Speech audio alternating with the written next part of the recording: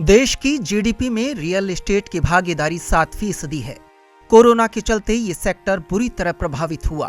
अब हालात पटरी पर लौट रहे हैं, लेकिन रियल एस्टेट सेक्टर को बजट से बूस्ट चाहिए। जोधपुर में रियल एस्टेट के अफोर्डेबल सहित करीब 45 प्रोजेक्ट चल रहे हैं। काम में थोड़ी तेजी आई है, लेकिन बजट में सरकार से मदद मिले तो आर्थिक सुस्ती टूटेगी।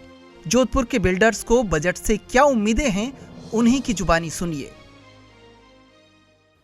एज ए बिल्डर हमारी ये मांग रहेगी कि जो ये रॉ मटेरियल के जो प्राइस जो है वो हाइक हो रहे हैं, जो रॉ मटेरियल के प्राइस जो लोहे, स्टील, सीमेंट के प्राइस के रेट जो है वो इतनी बढ़ रही है, उसके ऊपर कोई नीति ला के उसको कंट्रोल किया जाए। साथ में जो इन्वेस्टमेंट है उसको प्रोत्साहन करने के लिए जो लोन की जो रिबेट है उसको आईटी में जो लोन की रिबेट है उस रिबेट को जो है वो बढ़ाया जाए, ताकि उससे क्या है कि इन्वेस्टर जो है वो इन्वेस्ट करने की तरफ प्रोत्साहित हो। साथ ही अगर हम एफोर्डेबल हाउसिंग की बात करें तो एफोर्डेबल हाउसिंग में जो 1% जो लेबर सेस है उसको कम किया जा सकता। जितनी कॉरपोरेट कंपनीज हैं, अगर वो अपने एम्प्लॉयज़ के लिए घर बनाते हैं तो हम उन्हें एक्सीलरेटेड डेप्रिसिएशन दे करके और वहाँ पे मांग बढ़ा सकते हैं।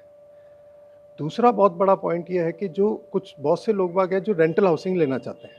रेंटल हाउसिंग के अंदर जो उनकी इनकम होती है उसका स्टैंडर्ड डिडक्शन 30% से हम 50% बढ़ा सकते हैं, जिससे कि लोग घर खरीदें। जितना घरों की डिमांड होगी उतनी इकोनॉमी बढ़ेगी, कंस्ट्रक्शन बढ़ेगा। कुछ साल पहले एक सबवेंशन स्कीम हुआ करती थी जिसके अंदर की बिल्डर जो है प्री ईएमआई दिया करता था, उससे बिल्डर को फंडिंग मिल जाती थी। तो काफ़ी सारे प्लेटफॉर्म से ये डिमांड आई है कि उसको सबवेंशन स्कीम को एक सुधार के रूप में वापस उसको ठीक करके और वापस उसको स्टार्ट किया जाए। अंडर कंस्ट्रक्शन बिल्डिंग के अंदर 45 लाख से ऊपर जो है वो 5% और उससे नीचे 1% का जीएसटी लगता है। इसमें कहीं ना कहीं सुधार होना चाहिए। जब हम फिनिश बिल्डिंग में जीएसटी नहीं ले रहे हैं तो ये जीएसटी लेने का कोई औचित्य दिखता नहीं है। जीएसटी समेत तमाम बातों को लेकर बजट से उम्मीदें हैं। इसके अलावा जोधपुर शहर के बिल्डर्स को सरकार से पावर ऑफ अटॉर्नी और रियल एस्टेट से जुड़े नियमों को भी थोड़ा सरल करने की मांग है। पावर अटॉर्नी ये संविधान द्वारा बनाया गया एक दस्तावेज है, जिसके तहत एक आदमी अगर अब कहीं बाहर है या व्यस्त है तो वो अपने बिहार पे किसी को ऑथराइज करता है कि उससे सारा काम वो करे। लेकिन बैंकिंग सेक्टर ने पावर अटॉर्नी के द्वारा जो लोनिंग सिस्टम है वो बंद कर दिया है।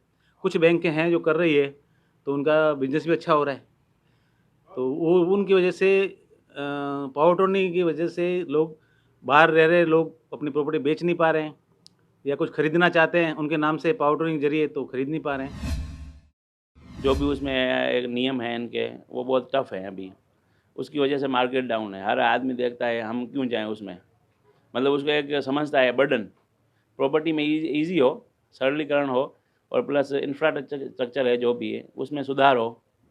थोड़ी बहुत कई ऐसी जगह हैं जहाँ पे गवर्नमेंट ध्यान ही नहीं दे रही है डेवलपमेंट के लिए। डेवलपमेंट हो, लाइट है, जैसे आज यहाँ पे बड़ी बड़ी स्कीम है उसमें पानी की व्यवस्था नहीं है, तो ये सब इजी होगा तो इससे काफ़ी फर्क पड़ेगा और मार्केट बूस्टअप होगा। कुल मिलाकर जोधपुर के रियल एस्टेट को बजट से काफी उम्मीदें हैं। इनकम टैक्स में गृह ऋण की रिबेट को 2 लाख से बढ़ाकर 5 लाख किया जाए, इससे बाजार में लिक्विडिटी बढ़ेगी। बिल्डर्स को मिलने वाले जीएसटी इनपुट क्रेडिट को फिर से शुरू किया जाए, इससे लागत में कमी आएगी। रॉ मटेरियल के दाम पर सरकार नियंत्रण रखे, लोहे, सीमेंट और बजरी हो सस्ती। सबवेंशन स्कीम में बिल्डर्स द्वारा प्री ईएमआई देने का नियम फिर से हो, इससे फंडिंग मिलने में आसानी होगी।